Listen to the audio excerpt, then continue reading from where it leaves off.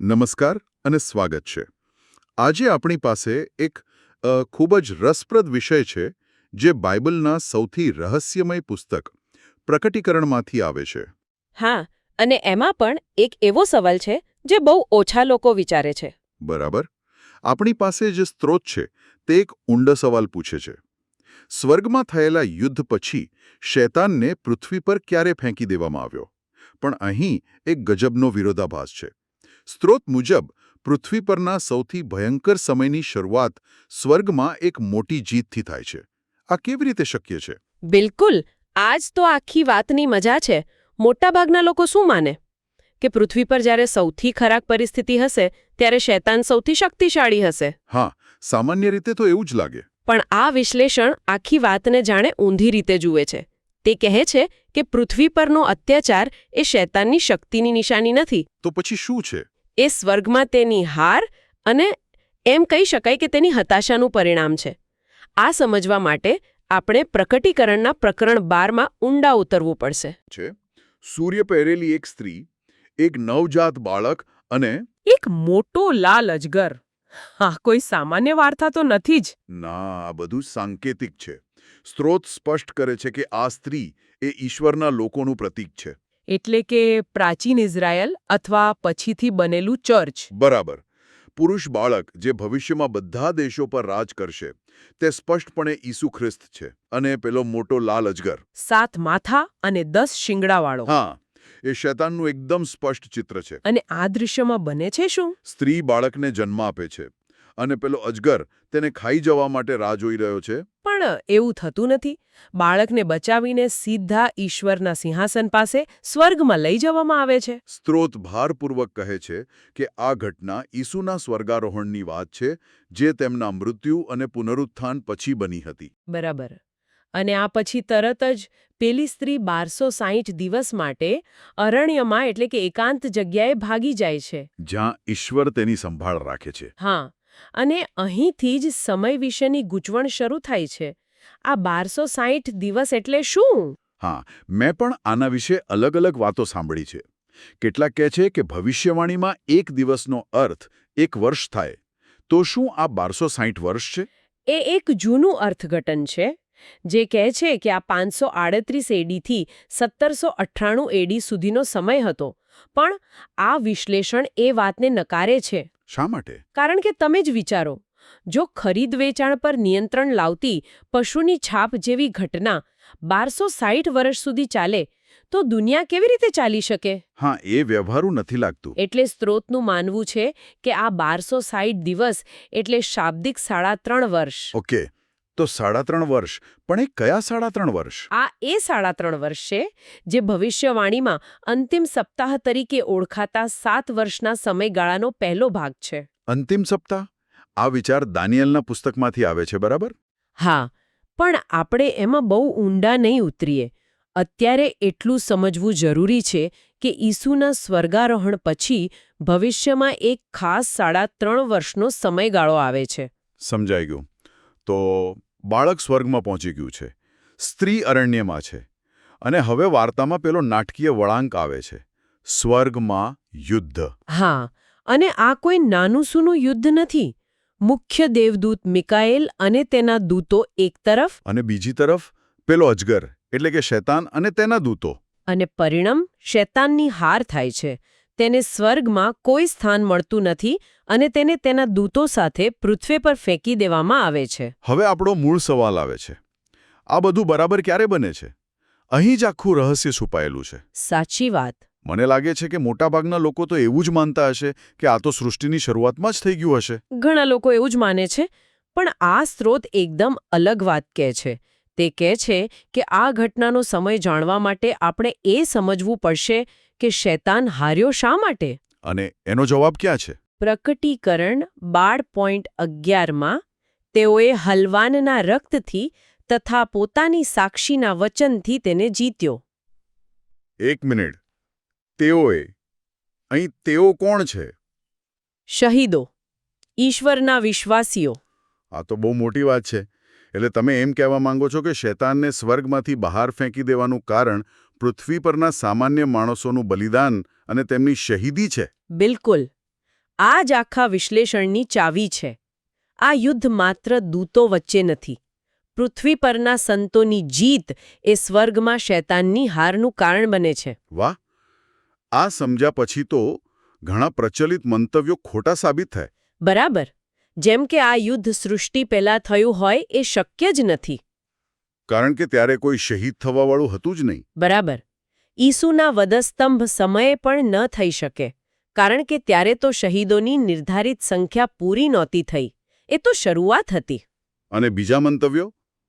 કેટલાક લોકો આ ઘટનાને અંતિમ સપ્તાહની બરાબર વચ્ચે મૂકે છે, પણ એમાં પણ તાર્કિક સમસ્યાઓ છે. કેવી સમસ્યાઓ? વિચારો, જો સંતોનું પુનરુત્થાન થઈ ગયું હોય અને તેઓ સ્વર્ગમાં હોય, તો પછી શૈતાન પૃથ્વી પર આવીને કોના પર અત્યાચાર કરશે? સાચી વાત છે. તો આ બધા વિકલ્પોને બાજુ પર મૂકીને સ્ત્રોત કયા નિષ્કર્ષ પર પહોંચે છે? ચાલો હવે સીધા એના પર આવીએ. સ્ત્રોત જે મંતવ્યને સૌથી મજબૂત માને છે તે એ છે કે શૈતાનને અંતિમ સપ્તાહ શરૂ થવાના ઠીક પહેલા પૃથ્વી પર ફેંકી દેવામાં આવે છે. અંતિમ સપ્તાહ શરૂ થતા પહેલા? હા, અને આ સમયરેખા મોટાભાગની ગૂંચવણોને ઉકેલી નાખે છે. ચાલો આને સમજીએ. આ મંતવ્ય શ્રેષ્ઠ કેમ છે? કારણ કે તે કારણ અને પરિણામને યોગ્ય રીતે જોડે છે. શહીદોની સંખ્યા લગભગ પૂરી થઈ ગઈ છે, બરાબર? હા. તેમની સાક્ષીને કારણે સ્વર્ગમાં શૈતાન પર આરોપ લગાવવાનો કોઈ આધાર રહેતો નથી અને તે યુદ્ધ હારી જાય છે. હવે હાર્યા પછી અને સ્વર્ગમાંથી કાઢી મુકાયા પછી તે શું કરશે? તે અત્યંત ક્રોધિત થશે. બિલકુલ. તેને ખબર છે કે તેનો સમય હવે બહુ ઓછો છે. અને આ ગુસ્સાનું પરિણામ શું આવે છે? અહીં જ પેલી વિરોધાભાસી વાત આવે છે, બરાબર ને? હા. તે હારી ગયો છે, પણ પછી તે પૃથ્વી પર આવીને પહેલા કરતાં વધુ શક્તિશાળી લાગે છે. આ કેવી રીતે શક્ય છે? આ સમજવા જેવું છે. તેની શક્તિ વધતી નથી, પણ તેની હતાશા વધે છે. તે એક ઘાયલ અને ખૂણામાં ધકેલાઈ ગયેલા દુશ્મન જેવો છે. જે હવે કોઈ નિયમો વિના લડે છે. બરાબર. આ ક્રોધને કારણે જ તે પૃથ્વી અને સમુદ્રમાંથી 2 પશુઓને ઊભા કરે છે, જે ઈશ્વરના લોકો પર અત્યાચાર કરે છે. અને આ જ ઘટના એ 3.5 વર્ષના સમયગાળાની શરૂઆત છે. જેને આપણે મહાન વિપત્તિ કહીએ છીએ. આમ સ્વર્ગમાં મળેલી જીત પૃથ્વી પર સૌથી મોટી વિપત્તિનું કારણ બને છે. વાહ! આ દૃષ્ટિકોણ તો આખી વાતને બદલી નાખે છે. તો શું સ્ત્રોત કોઈ ચોક્કસ સમયબિંદુ તરફ ઇશારો કરે છે? કોઈ ચોક્કસ ઘટના? હા, તે આ મંતવ્યને વધુ ઊંડાણપૂર્વક તપાસે છે. પણ એ સમજવા માટે આપણે પ્રકટીકરણના બીજા કેટલાક ભાગોને જોવા પડશે. જેમ કે મોહર અને રણશિંગડા? હા, જેમને કદાચ ખબર ન હોય તેમના માટે ટૂંકમાં કહી દઉં. પ્રકટીકરણમાં ઘટનાઓનો એક ક્રમ છે. પહેલા 7 મહોર તૂટે છે, પછી 7 રણશિંગડા ફૂંકાય છે અને છેલ્લે 7 પ્યાલા ઠલવાય છે. અને દરેક તબક્કો પરિસ્થિતિને વધુ ગંભીર બનાવે છે. આ સમજાવવા માટે આભાર. તો આ ક્રમમાં શૈતાનનું પતન ક્યાં બંધ બેસે છે? સ્ત્રોત મુજબ સૌથી વધુ સંભાવના 5મા રણશિંગડા સમયે છે. 5મું રણશિંગડું? હા. જ્યારે 5મું રણશિંગડું ફૂંકાય છે, ત્યારે યોહાન એક અજીબ દ્રશ્ય જુએ છે. તે લખે છે, મેં આકાશમાંથી પૃથ્વી પર પડેલો એક તારો જોયો. ઓહ, હવે સમજાયું. એટલે પેલો આકાશમાંથી પડેલો તારો એ કોઈ ઉલ્કાપિંડ નથી. ના. પણ સ્ત્રોત મુજબ એ ખુદ શૈતાનનું પ્રતીક છે. એક એવો દૂત જેનું પતન થયું છે. બરાબર. તમે એકદમ સાચું પકડ્યું. અને આ તારો શું કરે છે? તેને અગાધ કુંડની, એટલે કે એક ઊંડા ખાડાની ચાવી આપવામાં આવે છે. આપવામાં આવે છે, તે પોતે નથી લેતો. ખૂબ જ મહત્વનો મુદ્દો. તે તેને ખોલે છે અને તેમાંથી ધુમાડો અને તીડનું એક ભયંકર સંકટ બહાર આવે છે, જે લોકોને પીડા આપે છે. જે સ્પષ્ટપણે દર્શાવે છે કે શૈતાનનું પૃથ્વી પર આવવું એ વિનાશ અને પીડાની શરૂઆત છે. બરાબર. તો આ ઘટના પછી જ પેલા 2 પશુઓ આવે છે અને મહાન વિપત્તિ શરૂ થાય છે. હા, 5મા રણશિંગડા સમયે શૈતાનનું પતન થાય છે. અને તેના પછી 6ઠ્ઠા રણશિંગડા સમયે તે પોતાના ક્રોધમાં પશુઓને ઊભા કરે છે અને 3.5 વર્ષનો અત્યાચારનો સમય શરૂ થાય છે. આ સમયરેખા એકદમ તાર્કિક રીતે બંધ બેસે છે. હા. તો જો આપણે આ બધી કડીઓને જોડીએ તો ઘટનાઓનો આખો ક્રમ કેવો દેખાય છે? ચાલો આખી વાતને એક નાટકના અંકોની જેમ જોઈએ. સરસ વિચાર છે. તો ચાલો આ કોસ્મિક ડ્રામાને સમજીએ. પહેલો અંક, મેદાન તૈયાર થાય છે. કેવી રીતે? આની શરૂઆત 5મી મોહર તૂટવાથી થાય છે. અહીં આપણે જોઈએ છીએ કે વેદી નીચે શહીદોના આત્માઓ ન્યાય માટે પોકાર કરી રહ્યા છે. આનો અર્થ એ છે કે એ સમય સુધીમાં મોટા પાયે શહીદી થઈ ચૂકી છે. અને એમની સંખ્યા લગભગ પૂરી થવા આવી છે. બરાબર. આ સ્વર્ગમાં યુદ્ધ માટેનું કારણ બને છે. ઓકે. પછી આવે છે બીજો અંક, રક્ષણ અને પતન. હા, પછી આવે છે છઠ્ઠી મોહર.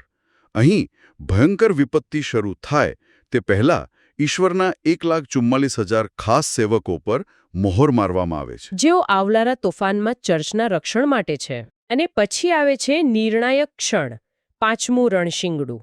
શહીદોની જીતને કારણે મિખાએલ શૈતાનને સ્વર્ગમાંથી પૃથ્વી પર ફેંકી દે છે. સ્વર્ગમાં આનંદ થાય છે, પણ પૃથ્વી માટે ચેતવણી જાહેર થાય છે. પૃથ્વી તથા સમુદ્રને અફસોસ. અને ત્રીજો અને અંતિમ અંક, પૃથ્વી પર પ્રતિક્રિયા. એ અફસોસ તરત જ વાસ્તવિકતા બને છે. હા, છઠ્ઠા રણશીંગડા સમયે હારેલો અને ક્રોધિત શેતાન પોતાનો છેલ્લો, સૌથી ભયંકર ખેલ રમે છે. તે પૃથ્વી પર પોતાનો સંપૂર્ણ ગુસ્સો ઠાલવે છે અને પશુઓ દ્વારા 3.5 વર્ષની મહાન વિપત્તિ શરૂ કરે છે. આ તેનો અંતિમ પ્રહાર છે. અને આ નાટકનો અંત કેવી રીતે આવે છે? એ 3.5 વર્ષના અંતે 7મું રણશીંગડું ફૂંકાય છે. ત્યારે પ્રથમ પુનરુત્થાન થાય છે, મૃત સંતો જીવંત થાય છે અને આખરે પૃથ્વી પર ખ્રિસ્તનું રાજ્ય સ્થાપિત થાય છે. આ આખી સમયરેખા દર્શાવે છે કે કેવી રીતે સ્વર્ગની જીત પૃથ્વી પરના સંઘર્ષને જન્મ આપે છે, જે આખરે એક મોટી જીતમાં પરિણમે છે. તો આ આટલી ઊંડી ચર્ચા પછી સાંભળનાર માટે મુખ્ય સંદેશ શું છે? આ બધી ભવિષ્યવાણીઓ અને સમયરેખાઓમાંથી આપણે શું શીખવાનું છે? મુખ્ય સંદેશ એ છે કે પરિપ્રેક્ષ્ય જ બધું છે. જ્યારે આપણે દુનિયામાં દુષ્ટતા અને પીડા જોઈએ છીએ, ત્યારે આપણને લાગે છે કે શૈતાન જીતી રહ્યો છે. હા, એવું જ લાગે. પણ આ વિશ્લેષણ કહે છે કે સત્ય બરાબર ઊંધું છે.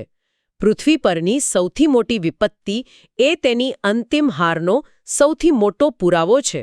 એટલે કે તે એક નિશાની છે કે તે સ્વર્ગમાં પોતાનું સ્થાન ગુમાવી ચૂક્યો છે. બરાબર. અને હવે હતાશામાં લડી રહ્યો છે. આ વિચાર ખરેખર દિલાસો આપનારો છે. જે પૃથ્વી પર સૌથી મોટી હાર જેવું દેખાય છે, તે વાસ્તવમાં એક મહાન આધ્યાત્મિક વિજયનું પરિણામ છે. હા. સ્ત્રોત એક અંતિમ વિચાર સાથે સમાપન કરે છે, જે ખૂબ જ શક્તિશાળી છે. હા, અને તે ઈશ્વરની સર્વોપરિતા વિશે છે. આપણે એ ન ભૂલવું જોઈએ કે શૈતાન જે કાંઈ પણ કરે છે તે ઈશ્વરની પરવાનગીથી અને તેમની નક્કી કરેલી સીમાઓમાં જ કરે છે. જેમ કે પેલી અગાધ કુંડની ચાવી તેને આપવામાં આવી હતી. બિલકુલ. ઈશ્વરે તેને પણ સ્વતંત્ર ઈચ્છા આપી છે અને તેની અંતિમ સજા તેની પોતાની પસંદગીઓનું જ પરિણામ હશે. ઈશ્વરની યોજનામાં દુષ્ટતા પણ આખરે તેમના સારા હેતુઓને જ પૂરા કરે છે. આ આખી વાત એક ઊંડો પ્રશ્ન ઊભો કરે છે. આપણે ઘણીવાર વિચારીએ છીએ કે આપણે સામાન્ય માણસો શું કરી શકીએ? બિલકુલ. અને આ વિશ્લેષણ એનો જવાબ આપે છે. શું તે વિચારવા જેવું નથી કે શહીદો જેવા સામાન્ય મનુષ્યોની શ્રદ્ધા અને બલિદાનની અસર આખા બ્રહ્માંડ પર થાય છે? એટલી હદે કે તે સ્વર્ગમાં યુદ્ધનું પરિણામ નક્કી કરે છે? હા, આપણી પૃથ્વી પરની નાની નાની પસંદગીઓ અને સંઘર્ષોનું મહત્વ કદાચ આપણે કલ્પી શકીએ તેના કરતાં ઘણું વધારે છે. અથવા આ દૃષ્ટિકોણથી જોઈએ તો એવો સવાલ પણ થાય કે શું જીવનની સૌથી મુશ્કેલ અને પીડાદાયક ક્ષણો વાસ્તવમાં કોઈ અદૃશ્ય મોટી આધ્યાત્મિક જીતની નિશાની હોઈ શકે છે? આ એવા વિચારો છે જે આ સ્ત્રોત આપણને વિચારવા માટે છોડી જાય છે.